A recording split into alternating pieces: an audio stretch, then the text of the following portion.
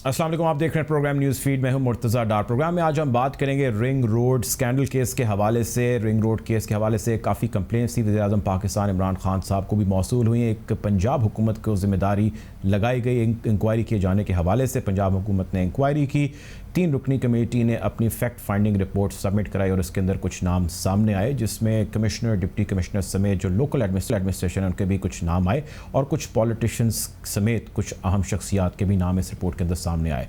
2 से 2.5 अरब रुपए की एम्बेजलमेंट का भी जिक्र इस रिपोर्ट के अंदर मौजूद है और साथ ही साथ इस रिपोर्ट के अंदर डाइवर्जन्स जो की गए और उस डाइवर्जन के पीछे मौजूद सोसाइटीज़, हाउसिंग सोसाइटीज़ को पहुँचने वाले फ़ायदे, उनके इन्फ्लुएंस और असर रसूख और इन्वॉल्वमेंट के हवाले से भी बहुत इंफॉर्मेशन मौजूद है। बहरहाल इस सारे मामले के हो जाने के बाद वज़ीर आज़म पाकिस्तान इमरान खान साहब ने फेयर एंड फ्री सारे मामले को आगे लेकर चलने की हिदायत दी। जुल्फ़ी बुखारी साहब ने अपने ओहदे से इस्तीफ़ा दे दिया, जो मामले खुसूसी हैं वज़ीर आज़म के, और उन्होंने कहा कि जब तक इसकी रिपोर्ट नहीं आती तब तक मैं अपने ओहदे पर नहीं रहूँगा, बल्कि मैं जुडिशल रिपोर्ट की भी रिक्वेस्ट करूँगा। दूसरे वज़ीर, वफाकी वज़ीर मोहम्मद सरवर साहब ने इस हवाले से डिनाइल में गए और उन्होंने कहा कि ये तमाम इल्ज़ामात मुझ पर जो लगाए गए हैं गलत हैं।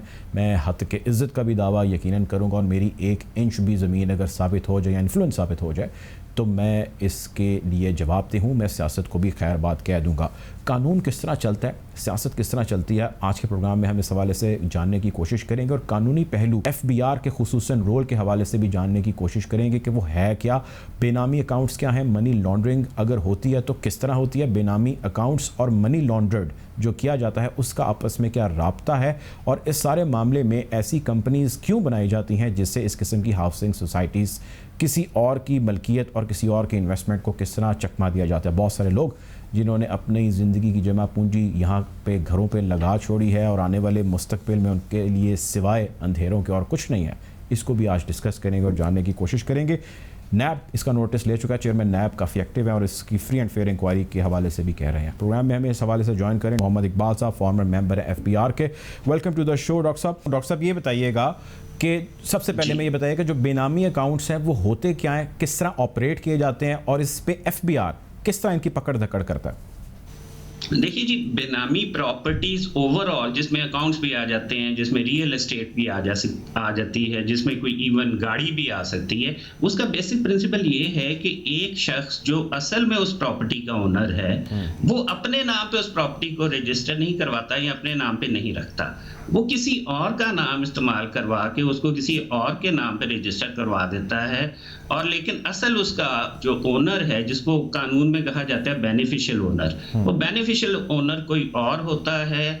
और नेम लैंडर या जिसे कानून में टर्म इस्तेमाल की गई है बेनामीदार, वो बेनामीदार कोई और होता है जिसके नाम पे कागजों में, रिकॉर्ड में उसका मालिक वो शख्स होता है लेकिन एक्चुअली कोई और होता है। ये बेसिक फिलॉसफी है बेनामी ट्रांजैक्शन की, और इसको कंट्रोल करने के लिए 2017 में एक एक्ट बना था जिसे बेनामी ट्रांजैक्शन प्रोहिबिशन एक्ट कहा जाता है। वो स्पेसिफिकली इस किस्म की सिचुएशंस को डील करता है कि जहां कोई और शख्स मालिक है, असल में पैसे उसने दिए हुए हैं, इन्वेस्टमेंट उसकी है और उस प्रॉपर्टी से बेनिफिट उसने लेना है, लेकिन नाम किसी और शख्स का इस्तेमाल किया जा रहा है।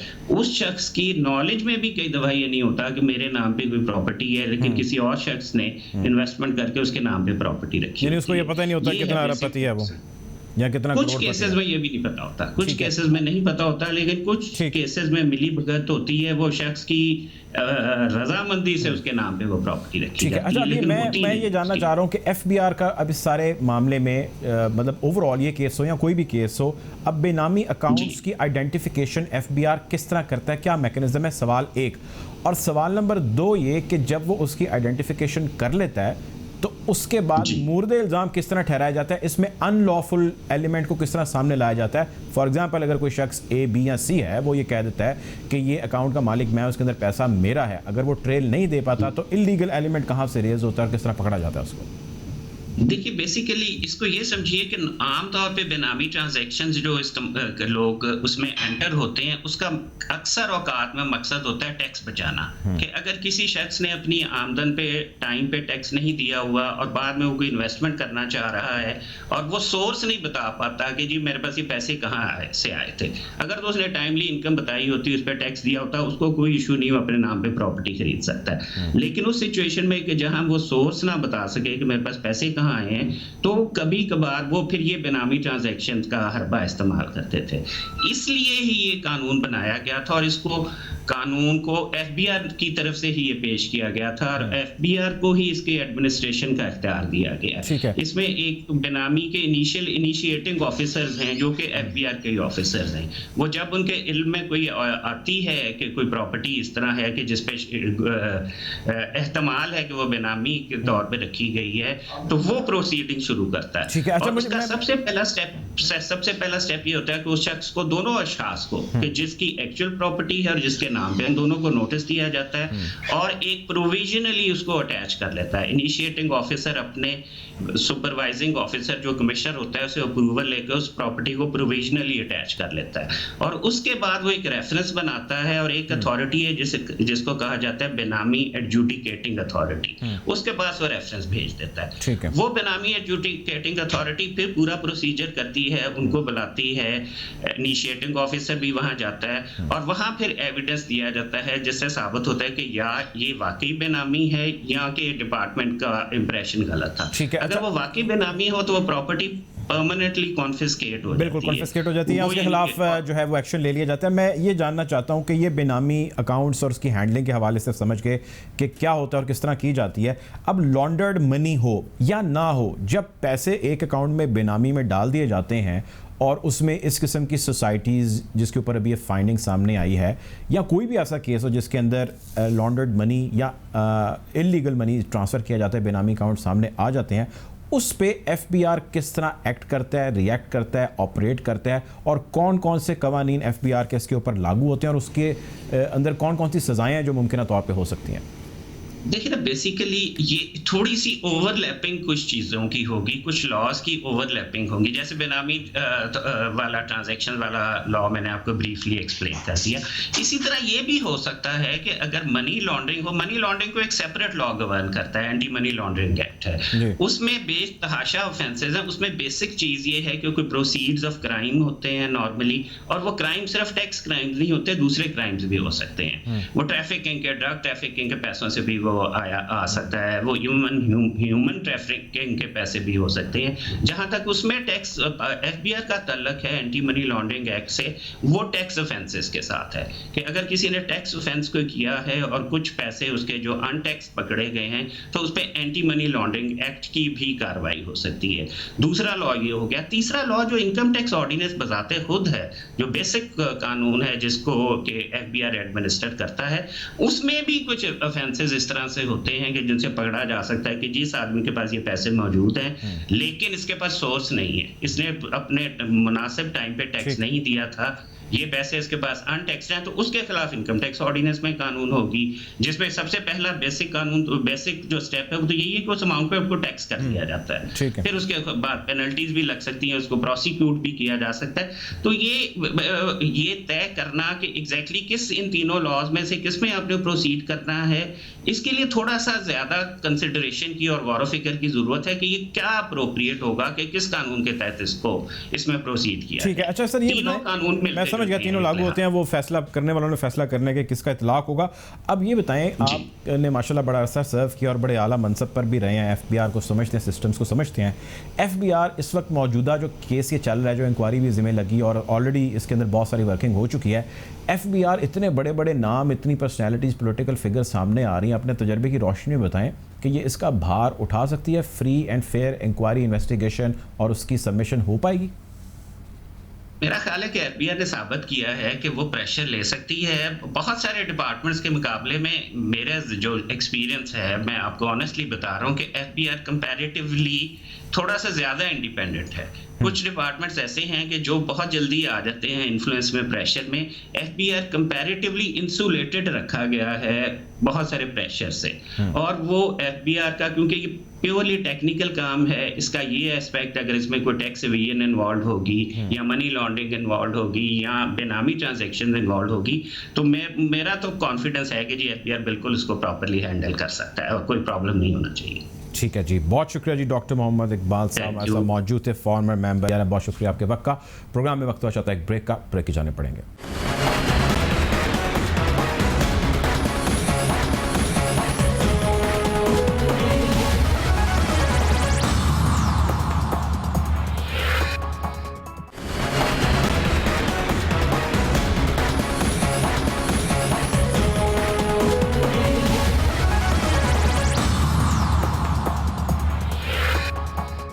Welcome back after the break. Program में हम बात कर रहे हैं रावलपिंडी रिंग रोड केस के हवाले से, उसमें आने वाली रिपोर्ट के हवाले से, सरकारी ओहदों पर बैठे लोगों के इस्तीफ़े देने के हवाले से, तब्दीलियों के हवाले से और एफबीआर की अभी तक की कारकर्दगी के हवाले से। नैब ने नोटिस तो ले रखा है, नैब क्या कर रही है इसके हवाले से बहुत सारी चीज़ें भी आना बाकी हैं।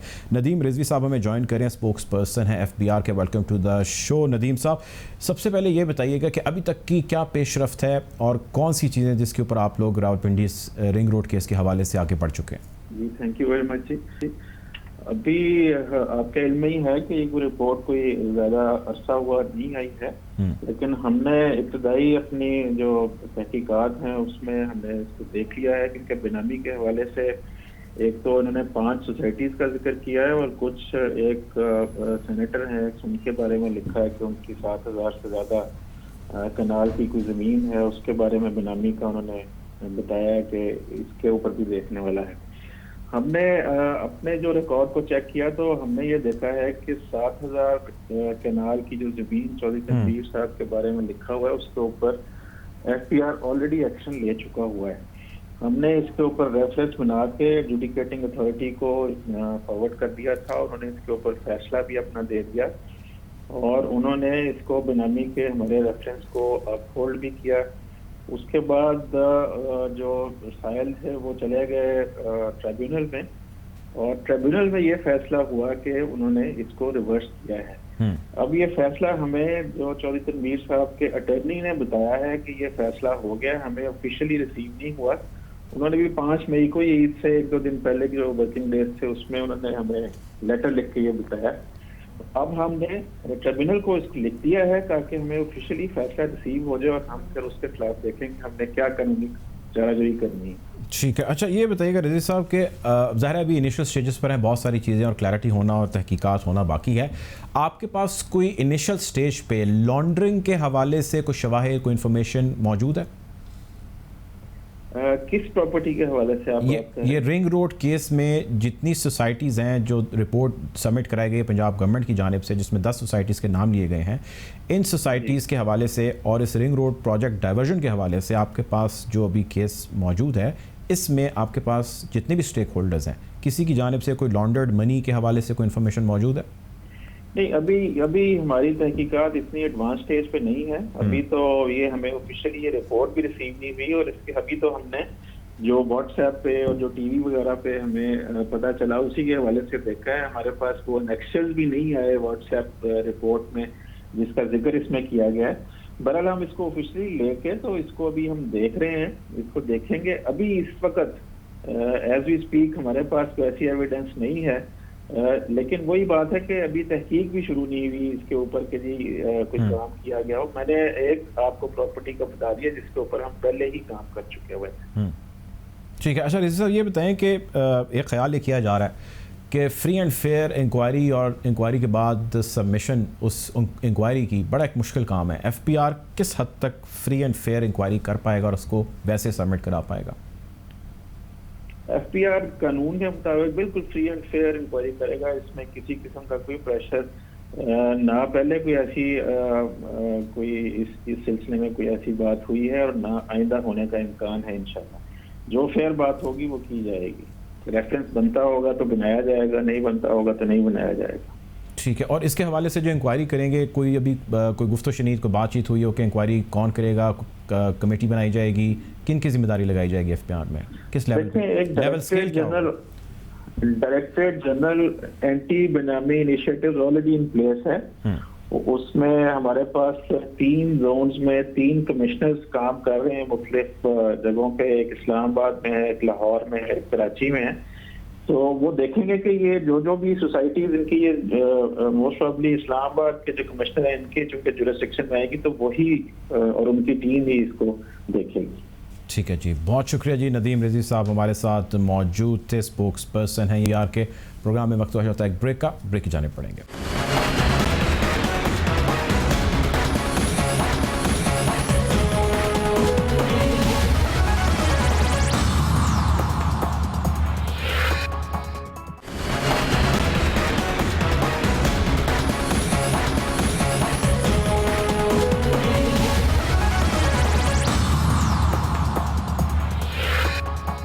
Welcome back after the break. Program में आज का हमारा दूसरा मौजू फ़लस्तीन में जारी इजरायली जारियत और उसके हवाले से कंडेमिनेशन है। आज के प्रोग्राम में हम ये जानने की कोशिश करेंगे कि इस सारे मामले में इंटरनेशनल कम्युनिटी क्या रोल प्ले कर रही है, ऑर्गेनाइजेशन ऑफ इस्लामिक कोऑपरेशन ने अब तक क्या रोल प्ले किया, पाकिस्तान पे क्या मौक़िफ़ अपनाए हुए है। पाकिस्तान के वज़ीर ख़ारिजा शाह महमूद कुरैशी साहब इस वक्त तुर्की के अंदर मौजूद हैं और यहाँ से वो फ्लाई करके पहुँचेंगे अमरीका में यूनाइटेड नेशन जनरल असम्बली का इजलास जो इंतहाई अहमियत का हामिल होता है उसमें शिरकत करेंगे। पाकिस्तान, तुर्की, ईरान समेत और दीगर बहुत सारे ममालिक हैं जिनमें इस्लामी ममालिक भी हैं, वो इसमें शिरकत करेंगे और इसको मौजूद बहस लेकर आएंगे और अपने कंसर्न को रेज़ करेंगे और ये आवाज़ बुलंद करेंगे कि जो मसला इस वक्त फ़लस्तीनियों के साथ हो रहा है, जिस किस्म की उनके ऊपर बमबारी हो रही है, 200 से ज़ायद 250 के मुताबिक कुछ लोग कह रहे हैं कि शहादतें हो चुकी हैं, कई हज़ार लोग ज़ख्मी हैं, बच्चे, औरतें, बूढ़े सभी मारे जा रहे हैं। ये जारियत कब ख़त्म होगी, इसके हवाले से दुनिया को यकीनन जागना होगा, अपना कंसर्न शो करना होगा और अमेरिका को भी यकीनन कंडेमिनेशन करनी होगी इजराइली इन तमाम एक्ट्स की जो उसने अभी तक नहीं की। इस हवाले से आज के प्रोग्राम में हम गुफ्तगू करेंगे और ये जानने की कोशिश करेंगे इस सारे मामले में पाकिस्तान किस हद तक और पाकिस्तान का दफ्तर खारजा किस हद तक और किस किस्म का स्टांस लिए हुए है और किन कोशिशों और काविशों के अंदर वो इस वक्त जुड़ा है। प्रोग्राम में गुफ्तगू का आगाज़ करते हैं। मैं ज्वाइन कर रहे हैं जाहिद हफीज़ साहब, तर्जुमान है दफ्तर खारजा के। Welcome to the show Zahid साहब। सर, सबसे पहले तो ये बताइए कि जो फॉरेन मिनिस्टर साहब इस वक्त पहुँचे हैं तुर्की में और अमेरिका जाएंगे, कौन से ऑब्जेक्टिव्स हैं जो पाकिस्तान अचीव कर पाएगा इस सारे मिशन से? जी, बहुत मेहरबानी। सबसे पहले तो मैं ये कहूँगा कि फ़लस्तीन की जो मौजूदा सूरत हाल है उस पर पाकिस्तान को गहरी तशवीश है। हम ये समझते हैं कि जो मौजूदा कशीदगी है जिसमें 200 से ज़्यादा मासूम फ़लस्तीनी इंक्लूडिंग चिल्ड्रन एंड विमेन शहीद हुए, 1200 से ज़्यादा लोग ज़ख्मी हुए, हम ये समझते हैं कि उसे फौरी तौर पर बंद होना चाहिए।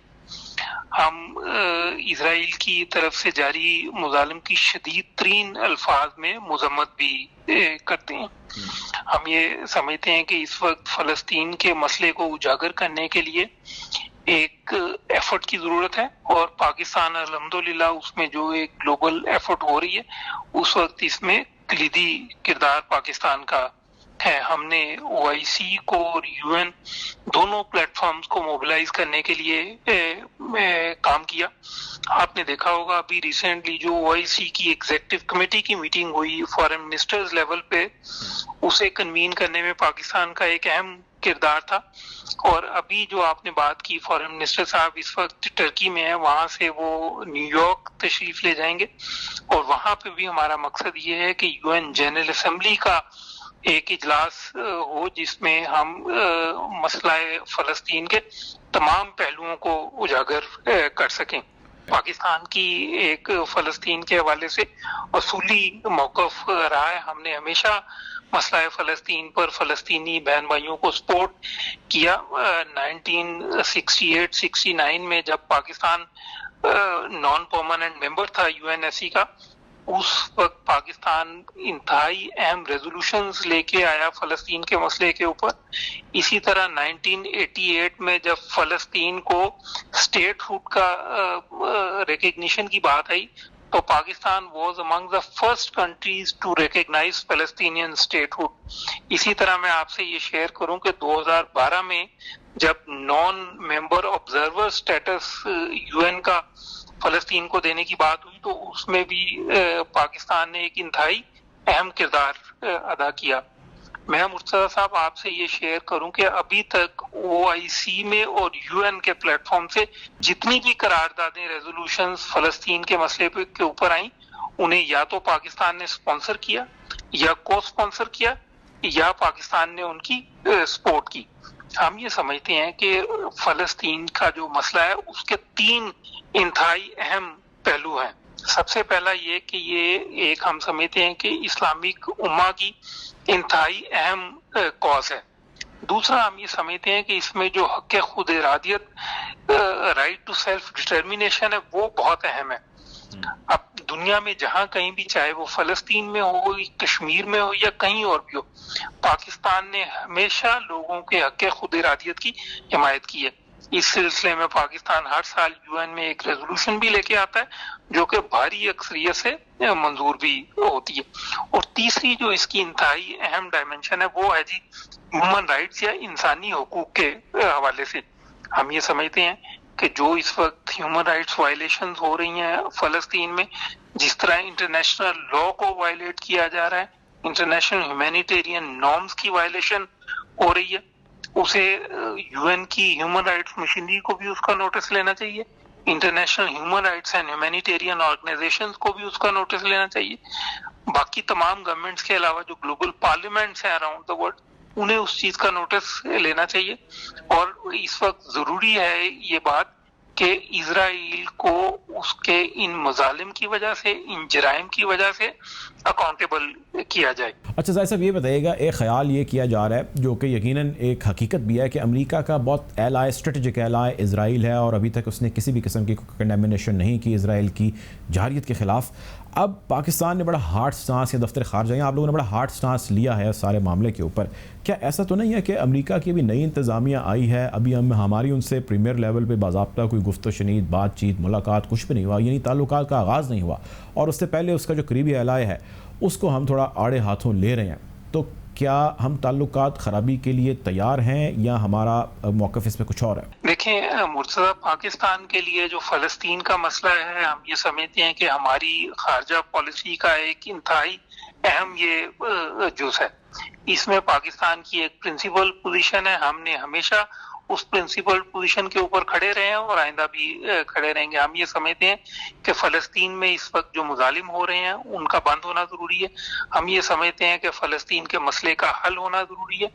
हम ये समझते हैं कि OIC की और UN की जो रेजोल्यूशन है उनके मुताबिक इस मसले का हल होना चाहिए। एक वाइबल, इंडिपेंडेंट और कंटिग्युअस फलस्तीनियन स्टेट का वजूद आना, 2 स्टेट सोल्यूशन की जब हम बात करते हैं वो जरूरी है। और हम ये भी कहते हैं कि ये जो स्टेट बने वो प्री 1967 बॉर्डर्स के मुताबिक बने और अल कुद्स अल शरीफ फलस्तीन का कैपिटल हो।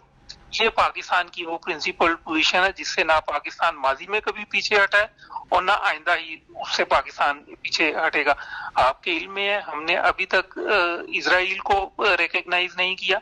पिछले दिनों में मीडिया में आपने ये भी देखा होगा कि बहुत सारी रूमर्स थी कि शायद पाकिस्तान इजराइल को रिकॉग्नाइज करने के बारे में सोच रहा हो, तो उसमें भी हमने क्लियरली अपना ये मौक़िफ़ पेश किया। हम ये समझते हैं कि मसला फ़लस्तीन का हल होना बहुत जरूरी है।